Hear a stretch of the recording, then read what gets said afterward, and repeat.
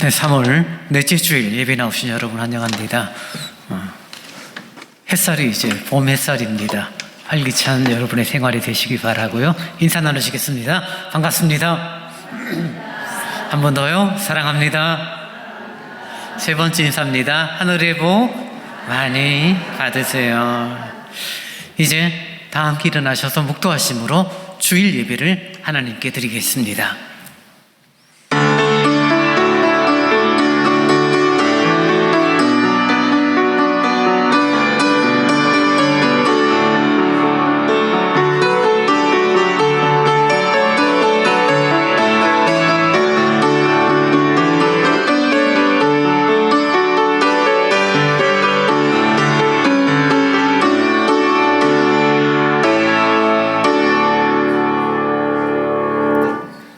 여호와께서는 모든 것을 선대하시며 그 지으신 모든 것에 긍휼을 베푸시는도다.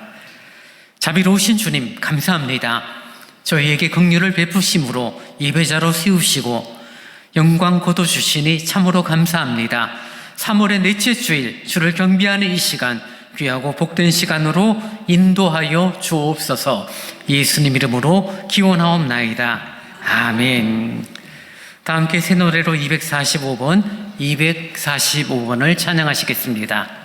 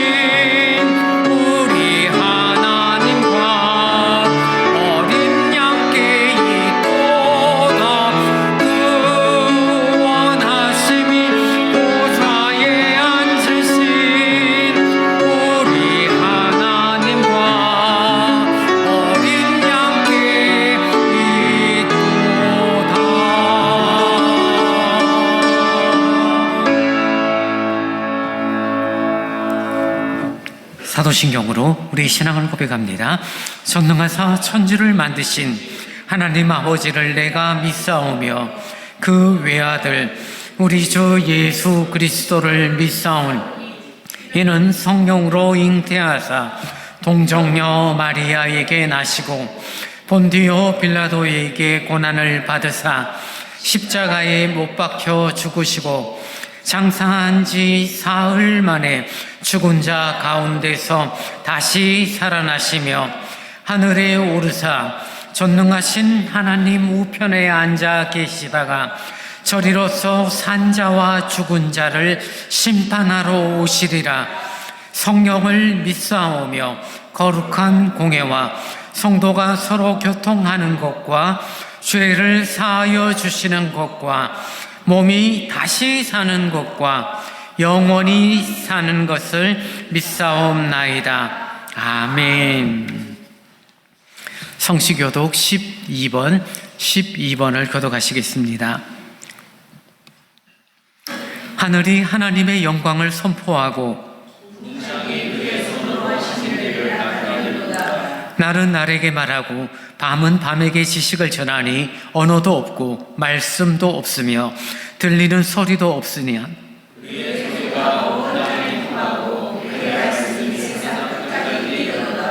여호와의 율법은 완전하여 영혼을 소성시키며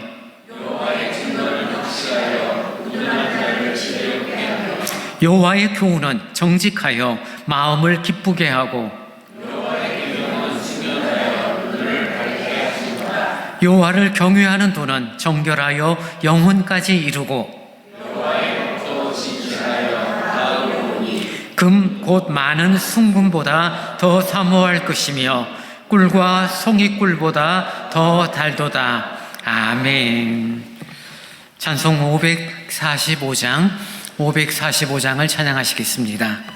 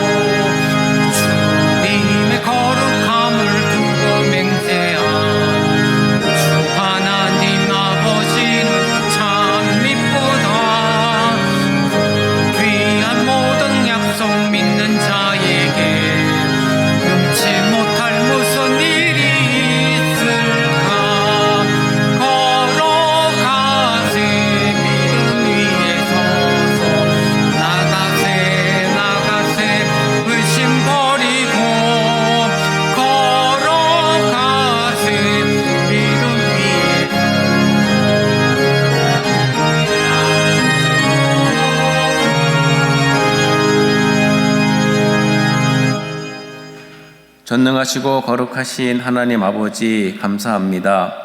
하늘에 계신 하나님이 우리들의 아버지가 되심을 감사드립니다. 죄와 타락으로 죽을 수밖에 없던 우리들에게 예수 그리스도를 믿음으로 구원을 이루어 주시는 우리 하나님께 영광과 찬양을 드립니다. 여호와를 경외함이 지혜의 근본이라 그의 계명을 지키는 자는 다 훌륭한 지각을 가진 자이니 여호와를 찬양함이 영원히 계속되리로다. 지난 한 주간 삶을 뒤로하고 오직 주님의 임재만을 갈망하며 이 자리에 섰사오니 우리들의 마음을 열어주셔서 거룩한 은혜를 향하여 바로 이 시간 하나님을 예배합니다. 천지를 창조하시고 역사를 주관하신 전능하신 하나님 아버지, 따뜻한 봄바람과 함께 새 생명이 돋아나는 3월을 맞이하여 우리의 삶도 더욱 생명력이 넘치게 하여 주시고 돌보시는 주님의 은혜에 감사하며 하나님과 이웃을 사랑하는 마음으로 주님의 자녀답게 살아가기를 원합니다. 자비 하나님, 아버지의 자녀답게 살아가려고 애를 쓰지만 여전히 저희들은 항상 잘못된 선택을 합니다. 후회되는 일들이 너무 많고 잘해 보려 해도 잘 안 되어서 무섭고 두려울 때가 있습니다. 그럼에도 불구하고 주님은 이런 연약한 저희들의 실수조차 선하게 바꾸시는 주님을 의지합니다. 저희들의 약함이 주 앞에 온전히 드러나고 저희들의 약함을 주 앞에 겸손히 아를 때 주님의 능력으로 저희들의 약함까지도 빛나게 만드시는 주님을 영원토록 의지합니다. 믿음이 없이는 하나님을 기쁘시게 하지 못하나니 하나님께 나아가는 자는 반드시 그가 계신 것과 또한 그가 자기를 찾는 자들에게 상 주시는 이심을 믿어야 할지니라 말씀처럼 보이지 않는 하나님을 보는 것 같이 확신하며 상 주심에 대한 약속을 믿고 사모하는 은혜를 주옵소서. 나의 삶을 언제나 하나님이 보고 계시며 나와 함께 하심을 믿음으로 바라보는 은혜를 주옵소서. 주님, 이 시간 서울대강교회를 위해 기도합니다. 하늘에 계신 하나님의 뜻을 따르는 교회 되게 하옵소서. 예수님의 마음을 본받아 낮아지고 섬기는 교회 되게 하여 주옵소서. 모든 예배와 사역이 말씀과 기도 위에 바로 서게 하시며 복음의 등불이 꺼지지 않게 하옵소서. 믿음의 여정을 함께하는 성도들을 서로 돌아보게 하시고 서로를 더 나은 선택으로 이끌 수 있는 은혜를 주옵소서. 성도 한 분 한 분이 사랑이 넘치게 하시고 화평이 넘치게 하시고 용서가 넘치게 하시고 믿음과 기도가 풍성하여지기를 소망합니다. 우리 교회가 사랑으로 뜨겁게 소통하며 상처 입은 영혼들이 찾아와 힘을 얻는 안식처가 되게 하여 주옵소서.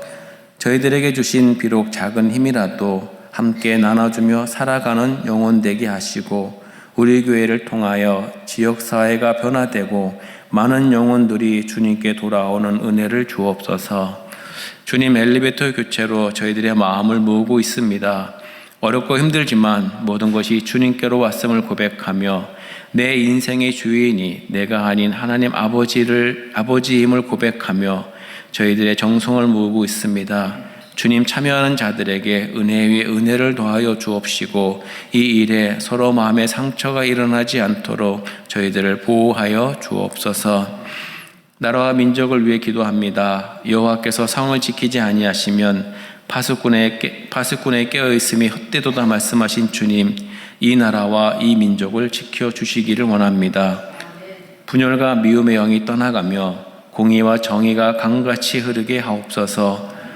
지도자들에게 진실한 마음과 겸손을 주시고 국민들에게 서로 존중하는 성숙한 마음을 허락하옵소서.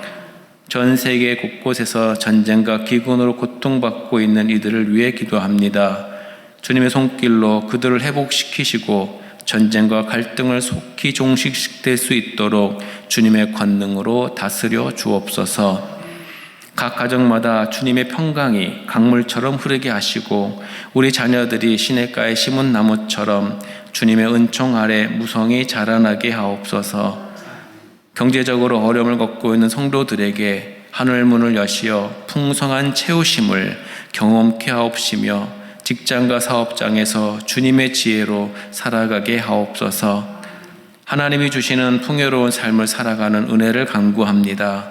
물질의 어려움 때문에 저희들의 믿음이 연약해지지 않게 하시고 더 많은 것으로 주님의 일들을 섬기며 감당하는 축복의 길로 인도하여 주옵소서.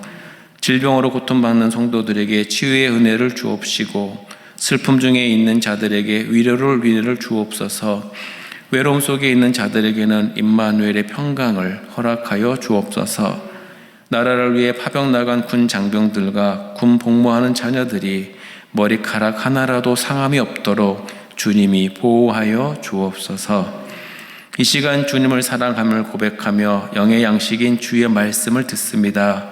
주님의 말씀을 전하실 정진호 목사님에게 성령의 능력을 부으시어 그 입술을 통하여 선포되는 말씀이 우리의 심령을 쪼개며 우리들을 온전한 그리스도인으로 변화시키는 은혜의 말씀이 되게 하옵소서.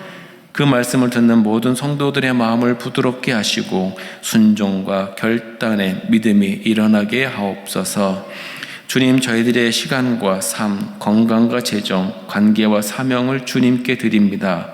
저희들의 살아가는 모든 날들이 하나님께 영광이 되게 하시며 우리를 통하여 그리스도의 사랑이 세상에 흘러가게 하옵소서. 함께 예배드리지 못하는 성도와 가정들에게도 주님을 찾고 사모하는 은혜를 주옵소서. 어저께나 오늘이나 영원토록 동일하신 주 예수 이름으로 기도드립니다. 아멘.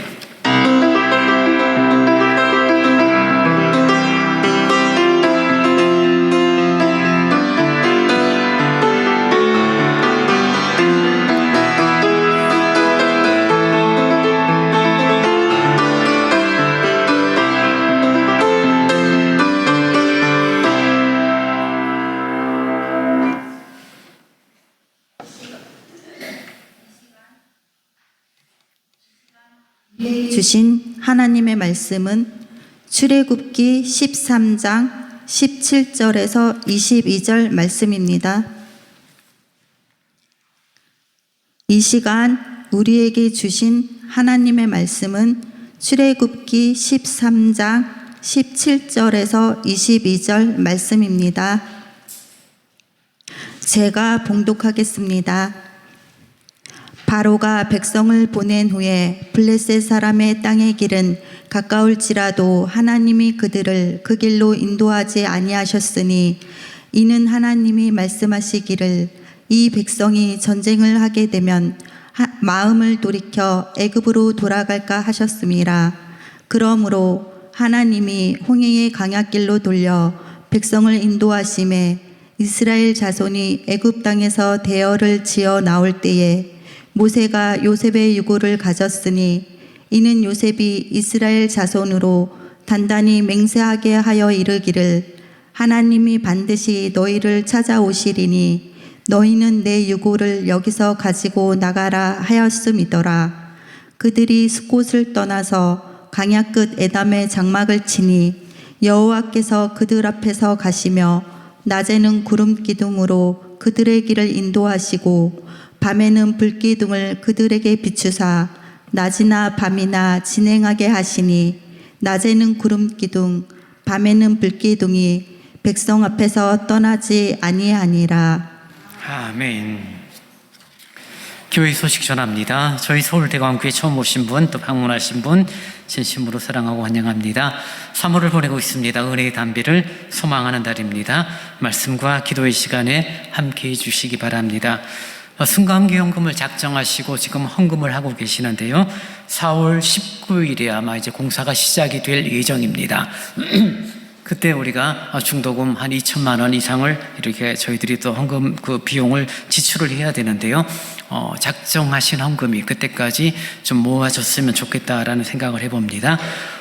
다 형편이 어렵고 또 이렇게 넉넉한 우리가 여윳돈을 가지고 시작하는 것이 아니라 여러분이 정말 교회를 사랑하고 또 교회를 아끼는 마음으로 정말 귀한 돈이죠. 이렇게 모아주시고 계시는데요. 그때까지 헌금이 돼서 모든 공사 일정이 차질이 없도록 그렇게 협력을 해주시면 좋겠습니다.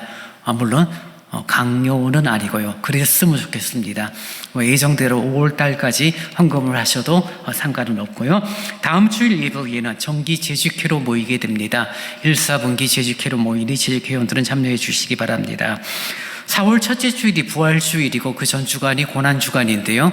그 주간 성금요일 특별 집회를 모이게 됩니다. 4월 3일 금요일 저녁 7시 반부터 8시 반까지 1시간 저희들이 찬송과 기도의 시간으로 그리스도의 고난과 죽음을 묵상하게 될 텐데요.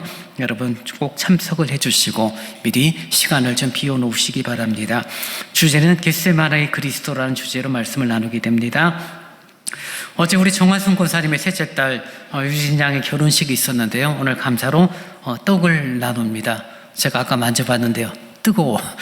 손 대일 뻔했어요. 따끈따끈한 떡이 아니라 아주 뜨거운 떡입니다. 맛있는 떡이니까 받아가시고요. 또 베이징밀도 하나 또 갖고 오셨더라고요. 그래서 음료와 더불어 하나씩 꼭 챙겨가시기 바랍니다.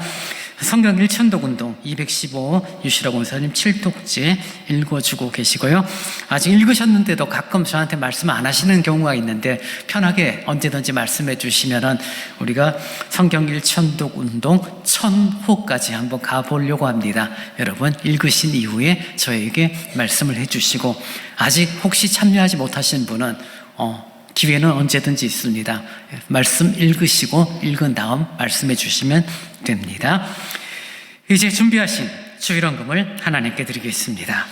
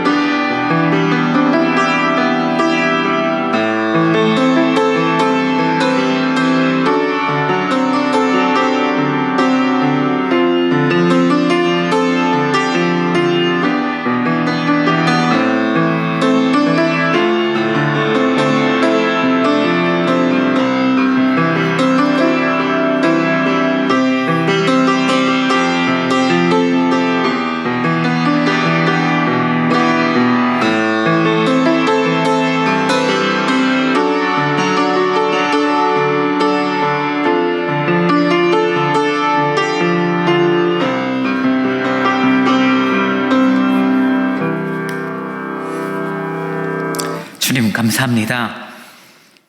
추운 겨울을 보내며 조금씩 따사로운 햇살을 느끼는 봄 가운데 저희들의 삶이 있습니다.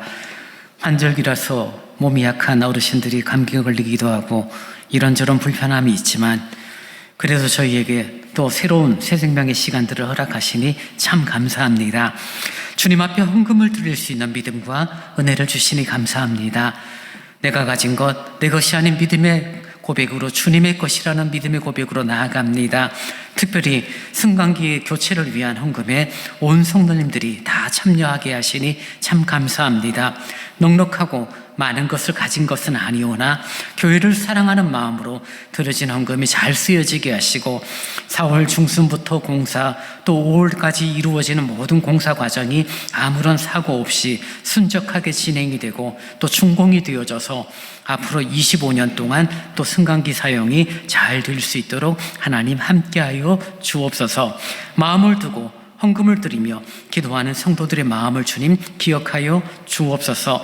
11조를 드립니다. 감사 예물을 드립니다. 특별히 결혼 이후 하나님 앞에 감사로 떡을 나누고 또 헌금을 드린 가정 위에 은혜를 허락하시고 주님이 동행하는 믿음의 가문으로 주께서 세워 주옵소서. 드려진 헌금이 하나님의 나라와 교회를 위하여 복음을 전하고 또 생명들을 살리는 곳에 이 교회를 위해서 합당하게 쓰여지도록 인도하여 주옵소서. 예수님 이름으로 기도하옵나이다. 아멘.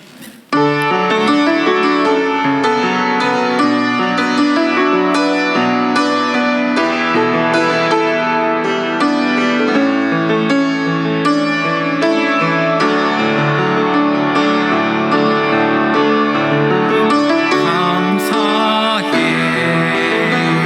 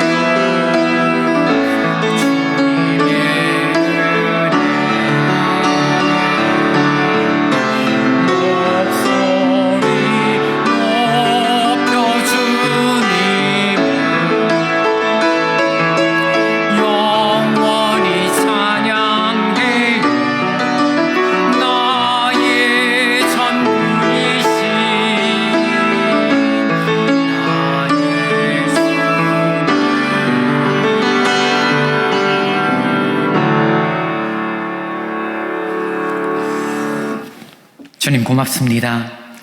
우리에게 당신의 뜻을 숨기지 아니하시고 성경을 통하여 알게 하시니 감사합니다.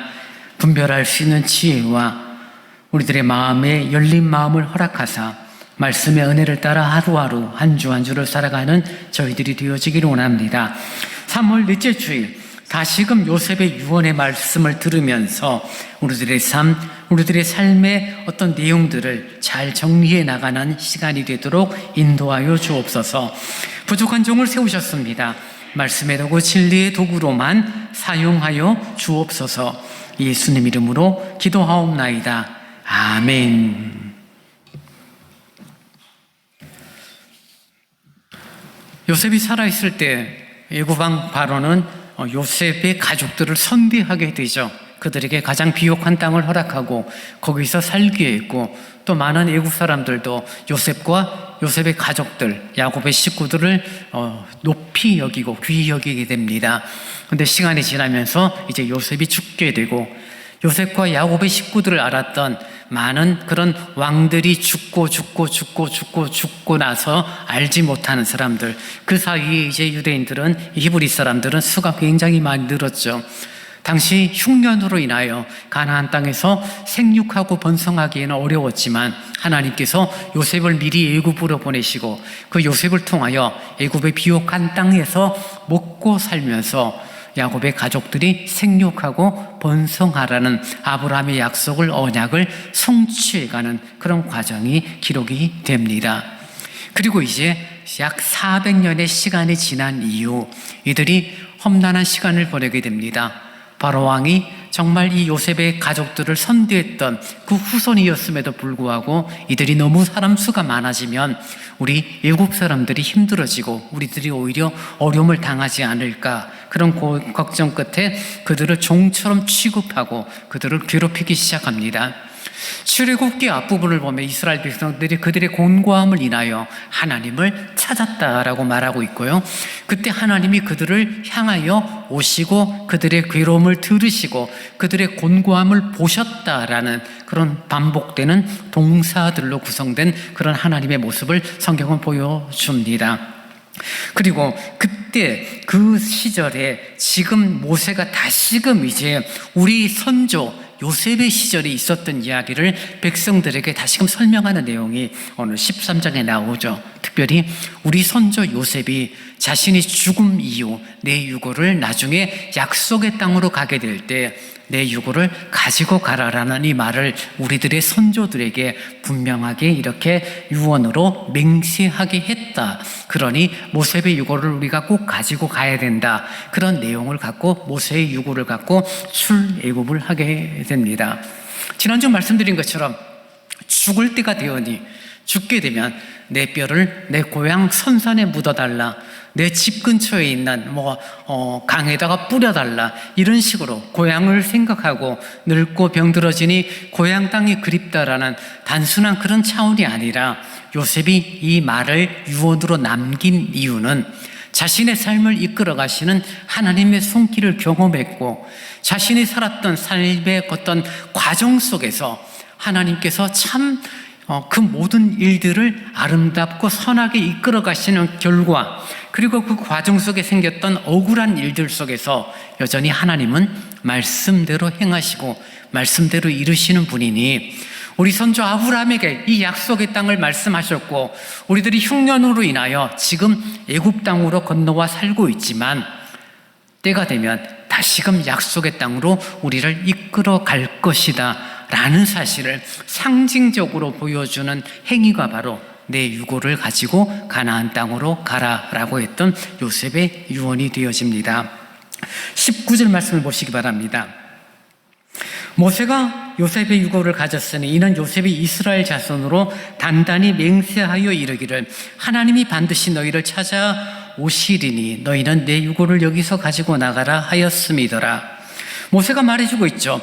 지금 요셉이 죽었을 때, 그 모세가 지금 말하는 이 시기는 400년 전의 이야기예요. 요셉이 죽을 때 유언을 남겼는데 이렇게 말했어. 하나님이 우리를 반드시 찾아올 것이야. 그리고 내 유고를 가지고 나가라. 그 두 가지의 내용을 이 후손들에게 유언으로 남겼다라고 말합니다.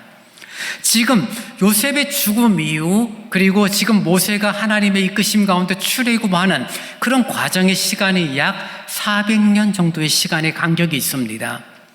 그 400년 동안 사실 어떤 면에서 하나님은 침묵하시죠. 이스라엘 백성들이 일상을 살아갑니다. 결혼하고 자식을 낳고 불과 70명이 건너갔던 애굽 생활이 이제 약 400년의 시간이 지나니까 200만 명 가까이 되는 많은 그런 히브리 사람들을 하나님의 말씀대로 생육하고 번성하게 된 거죠. 하나님이 아브라함에게 말합니다. 하늘의 별들을 봐라. 저 별들만큼 너희들이 후손이 많아질 것이다. 바다의 모래를 한번 헤아려 보라. 바다의 모래처럼 너희의 후손이 많아질 것이다. 그 약속의 말씀을 400년 동안 이스라엘 백성들로 하여금 성취하게 하십니다. 그리고 이제는 하나님께서 약속대로 그들을 가나안 땅으로 이끌어가는 그런 내용 가운데 요셉이 말합니다. 그 하나님, 400년 동안 침묵하셨던 하나님이 반드시 너희를 찾아올 것이다 라고 이 요셉은 자신 있게 말해요. 왜냐하면 자신이 살았던 삶에 하나님은 그런 분이었으니까요. 여러분, 지난주에도 그런 표현을 했지만요, 언젠가 저도 그렇고 여러분도 그렇고 이 땅에서 삶은 마무리가 되어져요. 혹시 저보다 더 오래 사실 분 여기 몇 분 계실까요? 제가 이제 60이니까 통계적으로 60 아래는 저보다 오래 살지만 60 이상은 저보다 빨리 가시겠죠. 분명한 것. 어쨌든 때가 되면 저도 여러분도 하나님 앞에 가게 됩니다. 그때 우리들의 후손들에게, 우리들의 자녀 손들에게 하나님이 반드시 너를 도울 거야. 하나님이 반드시 너와 함께 하실 거야. 하나님이 반드시 지금은 안 보이는 것처럼 보이고, 하나님은 우리와 함께 하지 않는 것처럼 그렇게 생각되고 느껴지지도, 손으로 만진 바 되지도 않지만 하나님은 반드시 너와 함께 하실 거야. 이런 유언을 남길 수 있다면 우리들의 믿음은 아마 분명 값진 그런 유언, 믿음의 유언이라고 말할 수 있을 것입니다. 내가 잘한 것 별로 없어. 너희들에게 많은 거 주지도 못했고 너희들에게 잘한 건 없지만, 그러나 내가 정말 잘한 것 하나 있다면 우리 주 예수 그리스도를 믿었고 그 믿음이 너희들에게 있도록 기도했던 것, 그거 하나만은 내가 자신 있어 라고 말할 수 있다면 우리의 삶은, 그 노년의 삶은 마지막 순간은 아마 행복한 시간이 되지 않을까 생각을 해봅니다. 요셉은 17세에 형들의 미움을 받아 팔리게 됩니다. 종살이가 시작이 되어집니다. 종살이를 잘했어요. 지혜롭게 했어요. 주인의 신임을 받습니다. 근데 거기서 모함을 받게 되고 옥살이를 하게 됩니다. 종살이만 해도 억울한데 옥살이까지 이어집니다. 옥살이가 1년, 2년의 시간이 아니죠. 긴 시간 동안 이어집니다. 긴 시간의 옥살이 끝에 바로 왕의 꿈을 해몽하는 그런 사건이 생겨지고, 그때 요셉은 바로에게 이렇게 말합니다. 왕이여, 나는 왕의 꿈을 해몽할 능력은 없습니다. 그러나 하나님이 하실 것입니다 라는 그런 대답을 하면서 바로의 꿈을 해몽해 줍니다. 7년 동안 극심한, 아니 정말 풍요로운 풍년이 우리에게 들 거고, 그 7년의 시간이 끝나면 7년 동안 극심한 흉년이 들 테니 7년 동안 풍년을 있을 때 많은 양식을 잘 모으고 창고를 짓고, 그래서 많은 사람들을 살릴 수 있도록 7년 동안 애를 써야 합니다. 그리고 7년 후에 흉년이 오게 되면 세계 곳곳에 있는 많은 사람들이 굶주림 때문에 우리의 도움을 필요로 할 겁니다. 바로 왕에게 꿈을 해몽하게 되고, 그때 바로 왕이 요셉을 애굽의 총리 대신으로 세우게 되어집니다. 시간이 지났습니다. 7년의 풍년이 지나고 7년의 흉년이 시작되네. 정말 말대로 이곳저곳에서 애굽에 그래도 가면은 곡식이 있다고 하니, 먹을 것이 있다라고 하니 애굽으로 가서 곡식을 달라고 요청을 합니다. 돈을 주고 곡식을 삽니다. 야곱의 아들들도 방문하게 되죠. 지금 자신의 앞에서 군림하고 있는 총리가 요셉인 것은 전혀 알지 못하는 상태에서 엎드려서 우리에게도 곡식을 좀 팔아주십시오라고 말합니다. 가뭄 때문에 곡식을 사기 위해 찾아온 형들을 만나는데 요셉은 만나는 형들을 용서하죠. 용서. 지난 수요일에도 그런 표현을 나눴는데요. 용서하는 사람이 가지고 있는 특징은요, 정말 믿음이 좋은 사람이 용서할 수 있어요. 왜 용서 못하느냐 하면요, 용서가 안 되니까요. 억울하고 분하고 섭섭하고 속상하니까 용서가 안 되는 거예요. 두고 보자라는 마음을 갖는 거죠. 근데 믿음이 강하다는 것이 무엇입니까? 하나님이 내 삶을 이렇게 다듬어 가시고 이끌어 가신다는 사실을 기억하고 경험하니까 억울하고 섭섭한 일이 닥침에도 불구하고 그것 때문에 꽁해지지가 않는 거죠. 용서로 마음이 열리게 됩니다. 요셉은 자신의 삶의 억울함을 본 것이 아니라, 형들에 대한 원망을 하는 것이 아니라, 하나님의 이끄심, 이런저런 우여곡절의 인생이었음에도 불구하고 그 삶을 인도하신 하나님의 주권에 대한 신뢰와 믿음을 가지고 형들을 용납하게 됩니다. 나중에 자신의 신분을 밝히죠. 형들이 팔았던 그 사람, 그 요셉이 바로 나요. 형들은 벌벌 떨죠. 죽이려 정말 마음만 먹는다면 얼마든지 금방 죽을 수 있는 상황이었는데 총리라고 이야기하니 이들은 벌벌벌 떱니다. 살려달라고 말합니다. 요셉은 복수하고 싶은 마음이 아니죠. 형들을 선대합니다. 하나님이 모든 것을 하셨다라는 생각을 갖고 있기 때문입니다. 형들의 마음은 그래요. 그래도 아버지 야곱이 있으니 아버지 때문에 우리를 해하지는 않을 것 같아. 근데 아버지 야곱이 죽게 되죠. 더 무서워지기 시작합니다. 이제 아버지가 돌아가셨으니 요셉이 복수한다고 해도 우리가 할 말이 없는데 어떡하지? 라고 말할 때 요셉은 오히려 형들을 위로하고 격려합니다. 형님들 걱정하지 마십시오. 형들뿐만 아니라 형들의 자녀 손들까지 내가 지키고 그들을 보호하겠습니다 라고 말하는 그런 요셉의 태도를 보게 됩니다. 요셉이 아름다운 인격을 가진 사람, 자신을 팔고 자신을 모함했던 형들을 용서할 만큼 아량이 좋아서일까요? 물론 요셉의 성품이나 인품이 나쁘진 않은 것 같아요. 예전에는 요셉을 가리켜 구약의 예수님이라고 말할 만큼 가장 창세기에서 많은 부분으로 기록되고 있고, 그런 요셉의 말과 행동들이 우리 주 예수님을 많이 닮은 부분이 있거든요. 근데 요셉은 우리와 똑같은 죄된 본성을 가진 인간이었음에도 불구하고 그렇게 넉넉함과 용서와 하나님의 마음을 품을 수 있었던 것은 자신의 억울함과 자신이 판단하는 그런 기준을 스스로에게 둔 것이 아니라 하나님의 주권, 하나님께 두었다는 것입니다. 여러분, 흔히 사람들은 그런 표현을 해요. 복수는 누가 하는 것입니까? 내가 하는 거죠. 내가 당했으니 너도 한번 당해봐. 그런 복수죠. 힘이 없으니까 지금 못하니까 두고 보자라고 말하는 거죠. 영화라든지 예전 중국 무협지 같은 거 보면 늘 복수죠. 복수. 서로 복수하는 게 그런 이야기의 스토리의 그냥 가장 중요한 핵심이 되어집니다. 근데 요셉은 그 복수조차 자신의 권리라고 생각하지 않고 하나님께서 그 모든 것들을 선하게 이끄시는 하나님의 손길에게 있다는 것을 그는 고백하게 됩니다. 종살이를 하고 옥살이를 하게 되고 억울한 일을 당했음에도 불구하고 그런 일을 통하여서 하나님의 선하신 뜻을 조금 더 오차 없이 행해 나가시는 하나님의 모습, 그래서 창세기 뒷부분에 요셉의 삶과 늘 동행했던 단어가 바로 형통이라는 단어가 나오는 것입니다. 내가 원하는 게 이루어지고 내 섭섭함이 해결이 되어지고 내 문제가 극복이 되었을 때 형통이라고 말하는 것이 아니라 옥살이를 당하고 종살이를 당하고 억울한 모함을 당했고 섭섭함이 있음에도 불구하고 그런 과정을 통해서 하나님께서 당신의 거룩한 뜻을 이루어 가기 때문에 그런 과정을 바라보면서 하나님이 요셉과 함께 했으므로 형통했다라고 말할 수 있는 것입니다. 사랑하는 여러분, 그 요셉이 이제 죽어요.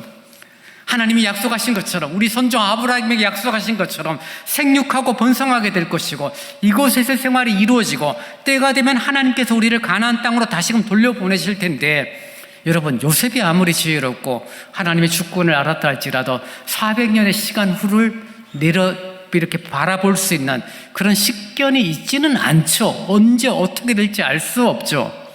그럼에도 불구하고 요셉이 놓치지 않았던 것 분명한 사실 하나, 그것은 무엇입니까? 하나님께서 우리 가문과 아브라함과 이삭과 야곱에게 약속하신 것은 분명해라는 확신이었죠. 비록 우리가 지금 이 애굽 땅에 살고 있지만 때가 되면 하나님이 우리를 찾아오시고, 그리고 우리를 약속의 땅으로 이끌어 가실 거야. 그때 내 유고를 가지고 가 백성들에게 보여주는 거죠. 어떤 하나님, 약속대로 말씀대로 행하시는 하나님이라는 사실을 알아라라고 말하고 있는 것입니다.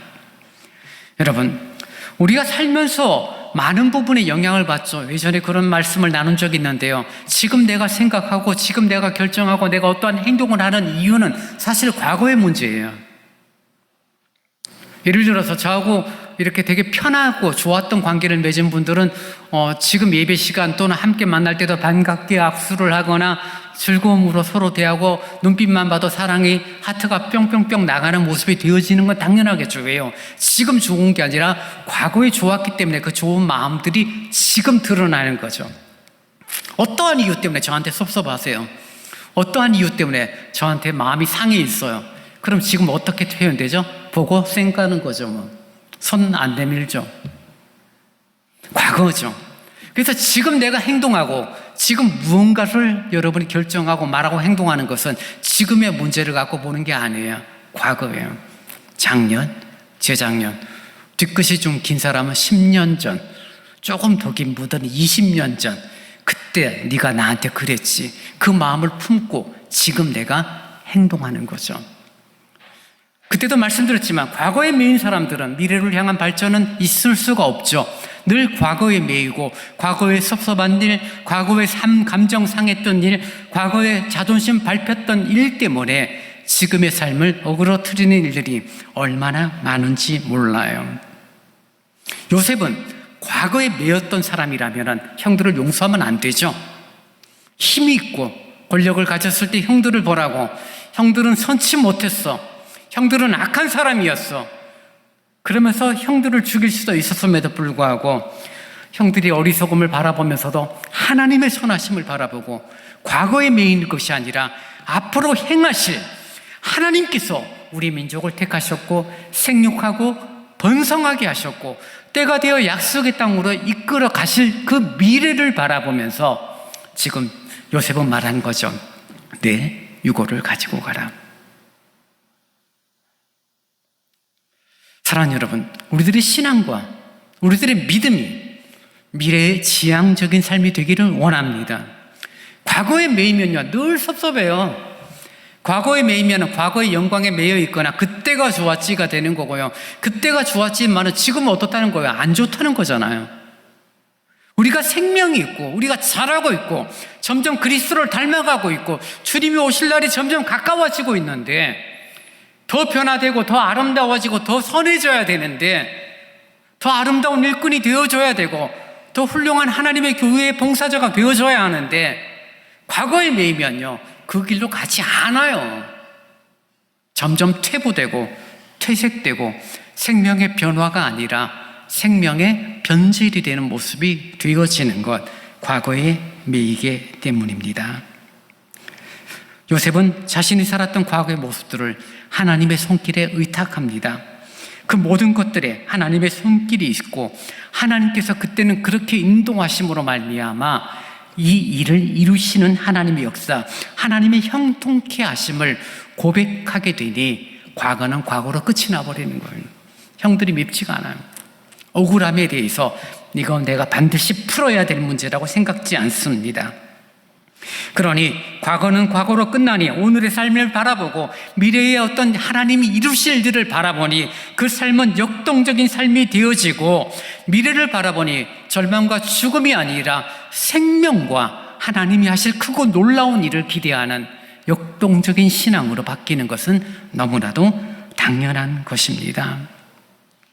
요셉은 드리머였죠. 꿈꾸는 아이였죠. 꿈쟁이였죠. 허황된 꿈이었고 아버지와 부모들로부터 형들로부터 미움을 받는 그런 꿈이었지만, 그러나 그 꿈 속에서 미래를 바라보고 하나님이 하실 일을 바라보고 억울한 일을 당해도 마음 상하고 옥살이를 당할 때도 속상해하는 것, 사람이 당연히 그런 마음 가지겠지만 그 속에서 복수를 꿈꾸고 두고 보자, 일이 못되고 내가 잘 될 때 한번 두고 보자, 그런 마음을 품었던 것이 아니라 하나님이 주신 꿈을 꾸면서 가만히 있고 그 자리에 멈춰 있었던 것이 아니라 자신의 삶을 하나님 앞에서 하루하루의 삶을 성실히 살았던 요셉의 모습을 우리는 보게 됩니다. 여러분, 하나님이 주신 은혜가 있어요. 하나님이 주신 꿈이 있어요. 각자 다르지만 근데 분명한 것 하나는 있어요. 그 하나님 주신 은혜와 하나님이 주신 꿈은요, 그 자리에 멈춰 있으면 내 것이 되지가 않아요. 그러나 하나님 주신 은혜와 하나님이 주신 그 꿈을 얻고 그것을 쟁취하기 위하여 한 걸음 한 걸음 한 걸음 주님을 향하여 십자가를 향하여 자신을 부인하고 나아갈 때 그것이 꿈이 아니라 현실이 되어지고, 그것이 미래에 될 막연한 그런 소망이 아니라 산 소망이 되어져서 우리의 삶을 변화시키고 우리의 삶 속에서 선한 영향력, 아름다운 모습이 드러나는 그런 모습들이 생기는 것입니다. 여러분, 요셉에게 있어서 꿈이 무엇이었을까요? 총리 대신이 되는 것이 꿈이었을까요? 아버지와 형들이 자신에게 절하는 것, 그것이 꿈이었을까요? 그렇죠. 만약에 그것이 꿈이었다면 총리 대신이 되고 난 이후 아버지와 형들이 자신 앞에 무릎을 꿇을 때 그 꿈은 이루어진 거겠죠. 근데 요셉의 꿈은 그 꿈이 아니죠. 또 다른 꿈을 꿉니다. 이전 꿈은 중간이었죠. 이전 꿈은 과정이죠. 하나님이 하실 일, 총리 대신이 되게 하신 것, 하나님의 역사가 맞죠. 근데 그 이후에 뭐예요? 어떠한 일들을 하나님이 또 요셉을 통하여 행해 나가시기 위한 꿈을 허락하십니다. 자기 민족을 위한 꿈, 약속의 땅으로 생육하고 번성한 200여만 명이나 되는 많은 민족들을 향한 꿈, 그 꿈을 요셉은 다시 꾸며 지금 죽음 앞에서 사람들에게 단단히 약속시킵니다. 하나님이 반드시 찾아올 거야. 그때 우리를 이끌어 가실 거야. 그때 내 유고를 가지고 가. 고향 땅이 아니라 하나님의 약속, 하나님의 말씀이 분명하게 이루어질 것이다 라는 그런 요셉의 확신, 믿음이었습니다. 무엇을 근거로요? 자신의 생각, 자신의 지혜로움, 자신의 경험, 자신의 어떤 지위 아니죠. 하나님의 말씀, 하나님의 꿈이었기 때문입니다. 여러분, 우리도 살다 보면 이런저런 꿈들을 꿀 수가 있죠. 여러분이 원하는 꿈이 무엇입니까? 아마 대부분은 사실은 조금 현실적인 꿈이겠죠.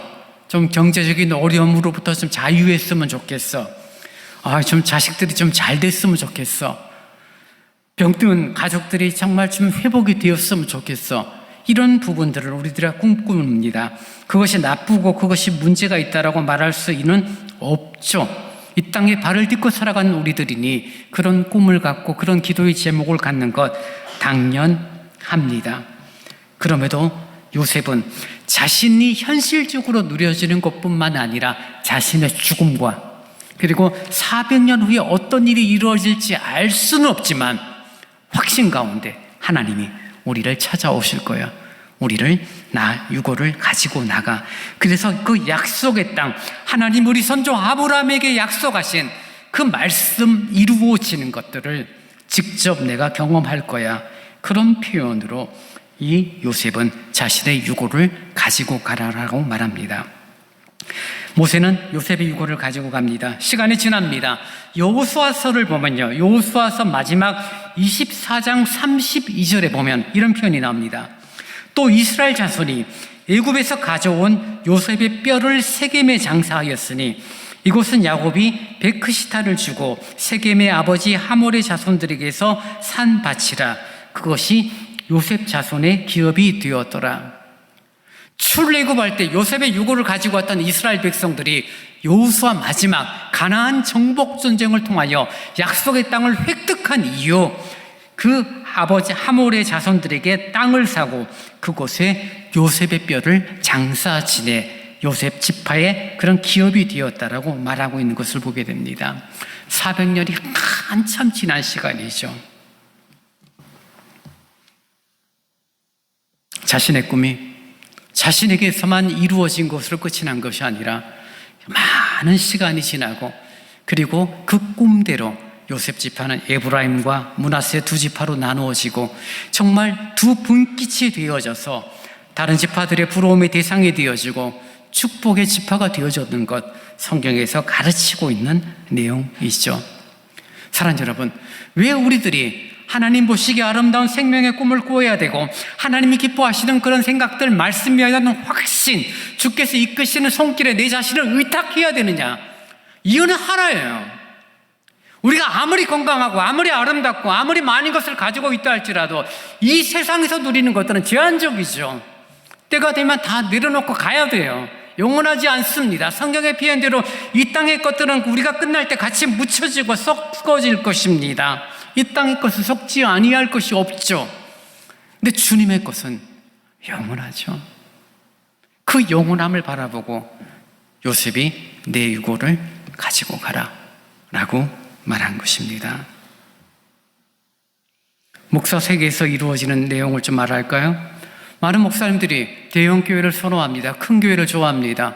그렇죠. 왜냐하면 큰 교회, 한 1000명만 넘는 교회에서 목회를 하게 되면은 하고 싶은 거 다 할 수 있어요. 예산이 20%, 30%가 매번 잉여가 되기 때문에 남는 재산으로 땅을 사고 교회차를 사고 더 넓힐 수 있고 비전 센터를 짓고 기도원을 만들고 등등등등 하게 되고 영향력을 끼치게 되어집니다. 그리고 때가 돼서 총회장이 되어지고 높은 사람이 되어지고 장자리가 되어지고 TV 기독교 방송에 나가고 그러면 사람들이 뭐라고 말하냐면 목사님이 성공하셨네요. 여러분, 그 진짜 그게 성공일까요? 우리 주님께서 만약에 정말 대형 교회 목회를 하셨다면 그렇게 주님께서 목회를 하셨을까요? 사람들의 부러움의 대상이 되고 성공했다는 평가를 받는 그게 정말 하나님의 성공, 하나님으로부터 칭찬받는 일일까요? 어떤 면에서는 총회장이 되어지고 높은 지위에 오르고 사람들로 존경을 받는 그 시점부터 우상이 되어져 버리고 스스로 망가지는 시작점이 되어지는 것을 한두 명 가운데 보는 것들이 아니죠. 참 겸손했던 분인데, 말씀 중심으로 갔던 분인데 교세가 세지면서 교만해지고 우쭐대고 사람들 앞에 자랑하고 죽어서 시신이 관에 들어가는 것으로 끝이 나는 인생이라는 것들을 잊지 못한 채 만약 정말 영원토록 자신의 부귀영화를 누릴 거라는 생각, 사랑하는 여러분, 하나님 앞에 섭니다. 저도 여러분도 하나님의 평가, 하나님의 기준, 얼마만큼 큰 교회를 섬겼느냐, 얼마만큼 많은 헌금을 했느냐, 네가 얼마만큼 이런 일, 좋은 일을 했느냐, 하나님이 그런 것들로 우리를 평가하실까? 아무리 성경을 봐도 아무리 고민해도 그런 것들은 중요한 것이 아닌 것 같아요. 얼마만큼 너 자존심을 꺾었니? 얼마만큼 너 자신을 부인했니? 정말 믿음과 십자가의 길을, 고통과 남들이 선택하지 않는 그 길을 걷는 것, 그것 때문에 생겨지는 희생과 어려움을 얼마만큼 감내했니? 라고 아마 그런 것들로 주님은 물으시고 감당한 그 사람들, 세상이 감당치 못하는 사람이라고 말하는 은혜로운 자로 세우실 것으로 저는 오히려 믿고 있습니다. 사랑하는 여러분, 우리의 눈이, 우리의 시선이 세상의 높음을 바라보고 소망하는 자들이 되지 않기를 원해요. 어느 시점 되면 결국 한 줌의 흙으로 돌아갈 수밖에 없는 인생인데, 그런 인생이 끝난 후에도 결국 남는 것은 절망과 인간의 흔적밖에 남지 않죠. 주님의 것이 남아야 되고 영원함이 남아야 되는데, 오늘 요셉은 그 영원함을 자신들의 후손들에게 보여주고 있죠. 하나님이 반드시 우리를 찾아올 것이고, 하나님은 약속하신 것을 이루실 것이고, 하나님께서 우리 선조에게 하신 말씀은 조금 더 착오 없이 하나님의 때에 이루어질 거야. 400년 후를 예측할 수는 없지만 요셉은 믿음으로 하나님의 약속의 말씀을 붙잡고 있었던 것을 우리는 보게 됩니다. 이스라엘 백성들이 광야길을 걷습니다. 40년 동안 고생합니다. 여호수아로 리더십이 교체가 되어집니다. 가나안 땅을 정복합니다. 그 정복 전쟁을 다니는 그 시간마다 요셉의 유골은 함께 있었고, 이스라엘 백성들에게는 하나님이 우리 선조 요셉에게 말씀하신 것 이루실 하나님이라는 것을 보여주는 산 믿음의 교훈이 되었다는 것은 너무나도 당연하죠. 그런 이스라엘 백성들에게 하나님은 어떻게 인도하십니까? 본문 21절 보십시오. 여호와께서 그들 앞에 가시며 낮에는 구름 기둥으로 그들의 길을 인도하시고 밤에는 불 기둥을 구름에게 비추사 낮이나 밤이나 진행하게 하시니 낮에는 구름 기둥 밤에는 불 기둥이 백성 앞에서 떠나지 아니하니라. 구름 기둥 불 기둥이 의미하는 부분이 무엇입니까? 하나님의 지키심, 하나님의 보호하심이죠. 밤낮을 가리지 않고 우리를 지키시고 약속을 믿고 말씀을 따라오는 백성들, 결코 그들을 외면하지 않고 그들과 함께 하시고 그들을 지키시고 성경의 표현대로 불꽃 같은 눈으로 그들을 살피시는 하나님임을 우리에게 말해주고 있는 것입니다. 예수님은 제자들에게 이런 표현을 하세요. 세상이 절망을 이야기하고 세상이 참 힘들 때, 제자들도 마음이 무거워질 때 제자들이 이렇게 말합니다. 너희의 몸을 죽이는 자들을 두려워하지 말고 너희 영을 지옥에 던져 넣으실 수 있는 하나님을 두려워하라. 영원함 앞에서 하나님을 두려워하라라고 말하고 있는 것입니다. 사랑하는 여러분, 잘 사시는 분도 있고요, 힘들게 사셨던 분도 있고요, 참 억울한 일 속에서 한평생 마음의 상처를 갖고 사시는 분도 있을지도 몰라요. 그러나 바라고 원하는 것, 저와 여러분이 우리 주 예수의 인도하심 가운데 있기를 원합니다.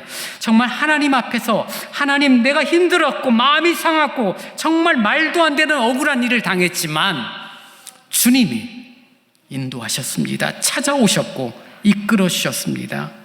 그래서 정말 마지막 순간 무거운 죄짐을 모두 벗고 하는 말, 예수 인도하셨네. 이 아름다운 찬양의 가사가 우리들의 신앙의 고백이 되어지고 우리의 마지막 노래가 될 수 있기를 간절히 바랍니다. 이제 다 함께 일어나서 새 노래로 200번을 찬양하시겠습니다.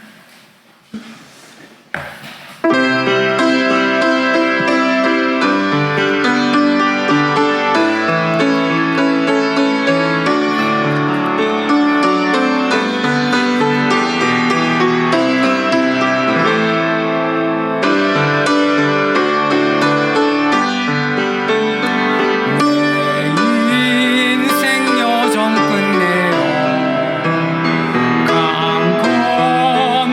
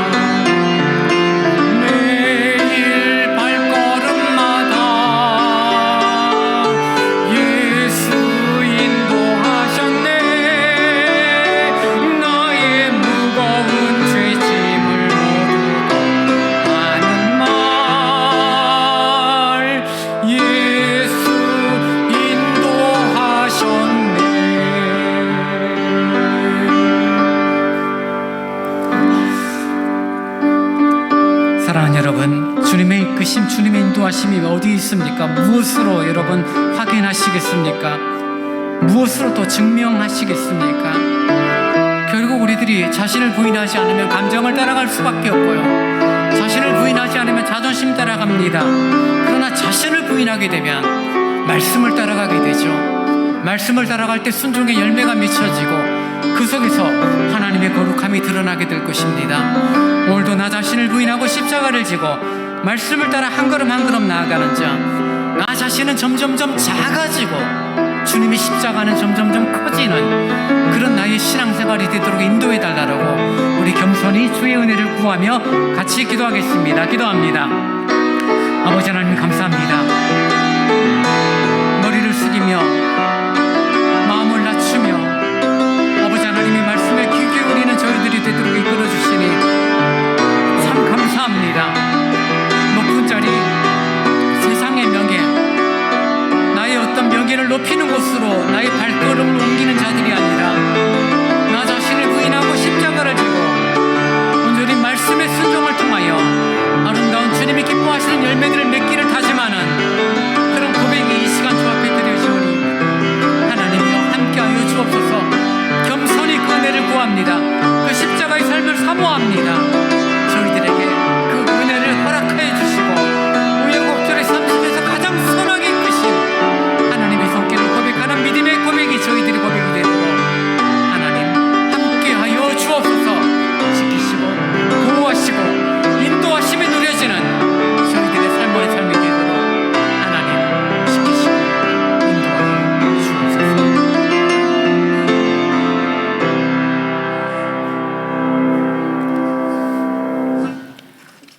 지금은 우리 주 예수 그리스도의 은혜와 우리 아버지 하나님의 무한하신 사랑하심과 성령님의 함께하심을 위로하시며 서로 교제케 하심이 말씀을 따라 나 자신을 부인하고 십자가를 지고 주님의 길을 따름으로 온전히 하나님의 형통케 하심을 누리고 경험하는 그런 복된 삶을 살기를 원하는 오늘 예배 참여한 모든 성도들 위해 이제로부터 영원토록 함께 있을지어다.